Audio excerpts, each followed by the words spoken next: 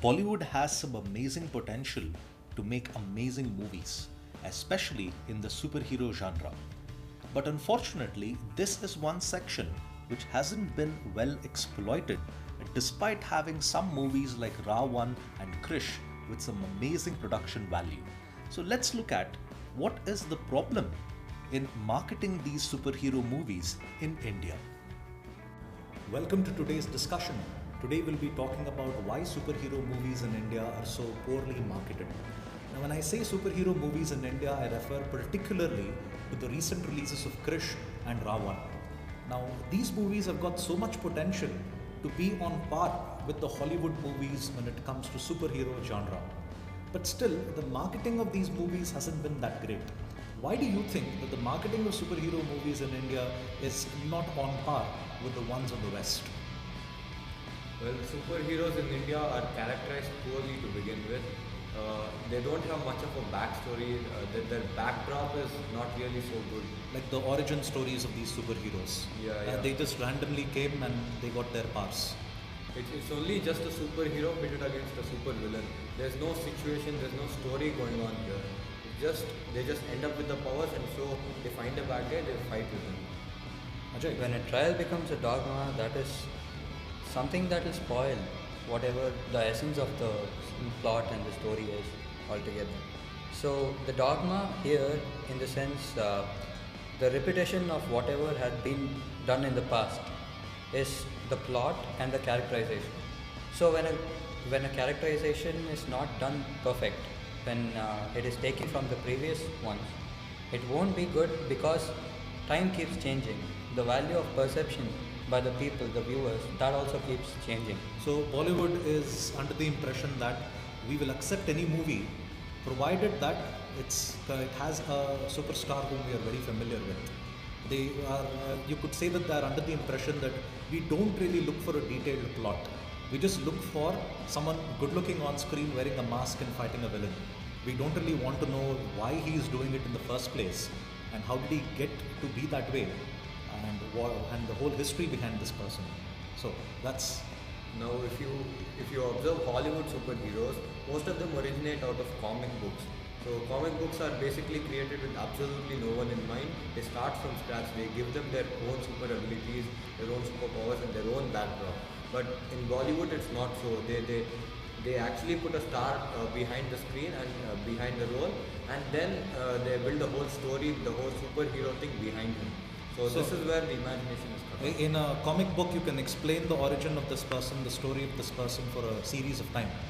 But in the movie, you just can't do that in the 1.5 hours or the 2 hours that you have. True. Bollywood doesn't really have any memorable villains, as far as I can recall, especially from movies like Krish and Ra1. But if I look at the older Bollywood movies, they've had some really amazing villains. And because of these villains, the movies have been very successful. Now, if I talk about a movie like Sholay, although it is not a superhero movie, the movie has been very successful because of Gabbar Singh. And even to this day, even my generation, your generation, is still able to remember dialogues of Sholay, is still able to remember the character of Gabbar Singh. And even if I consider a fairly recent movie of Mr. India, it's not really recent, but we will call it recent, even a character like Mogambo, his notorious dialogue, Mogambo Kushua, is still in our heads even in this day and age. So why do you think Bollywood is not able to come up with a villain like how Hollywood is able to do it? Now, if you see Hollywood movies, they're actually created for like the whole age group. But Indian movies are aimed at children. So the villains, the super villains here are characterized as simple people, like with just the main aim of taking over the world, and there's not really much backstory, and the producers don't feel the need to give them an elaborate backstory and make them really notorious, as you call it. But they spend more time towards the heroes. So that is why supervillains are not as popular as the hero themselves. Yeah. What do you think, Ajay? For a movie to be commercially and critically successful, the villains should be somewhat memorable. I do agree to your point. Like if you see the Batman's Joker, there are scenes in which the director gives even minor detailings wherein the Joker wants himself to be shot. He puts the gun into the hostage's hand. he takes himself as the hostage, and he asks himself to be shot, but he pulls down the trigger by Yeah, himself. I've seen He this holds scene. the trigger. So it is such a the director has put in so much of thoughts to it, and even the minor detailings has to be noticed by the people. So that is the attention value that movies gain. When you talk about merchandising, that's a great way for a brand to make extra money. But when you talk about Bollywood merchandise, like the Krish mask, or even for example the Krish game was there, if I'm not wrong, and the Ra 1 game as well. This is something which none of us are able to take very seriously. But on the other hand, if you want to take a Batman game like Batman Arkham Asylum or Arkham City, we are ready to accept that. We are even ready to wear a Batman costume, the cape and cowl. But why is it that we're not able to wear something like the Krish mask or even the Ra 1 costume? Well, if you notice Bollywood movies, most of their merchandises, most of their post-movie production stunts and all are aimed at children, are aimed at smaller age groups. But if you notice Hollywood superheroes, most of the Batman T-shirts and all are made just for teenagers. Cool lines, cool T-shirts, and cool merchandises are made just for T-shirts. I could never imagine a teenager wearing a Krish mask.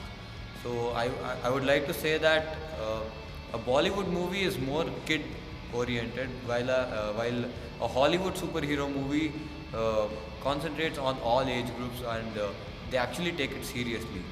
What do you think, Ajay? There is actually a lot of science behind the Batman's mask and his armor, costume, and almost His getup, everything yeah. that he uses. Even his car that has been sold for around $3 billion, if I'm not wrong. The About Bat movie. 2 years ago, I suppose I had read it in the newspaper that $3 billion for a car, and it's a movie. That is a post-movie production. The production house is going to get the profits. So the science behind it should appeal to excessive amount of people, and it should not be concentrated towards one particular age group or a particular sect of the society. It's something like when we look at a Batman costume, we know that it's cool because of the science behind it. But when we look at a Krish mask, it just appears as it's a sheet of paper on our face, nothing more than that. This discussion was a very interesting one. Thank you, Ajay. Thank you, Atish. I hope you will be part of the future videos which we will be shooting here as well. Thank you for your time in spending here.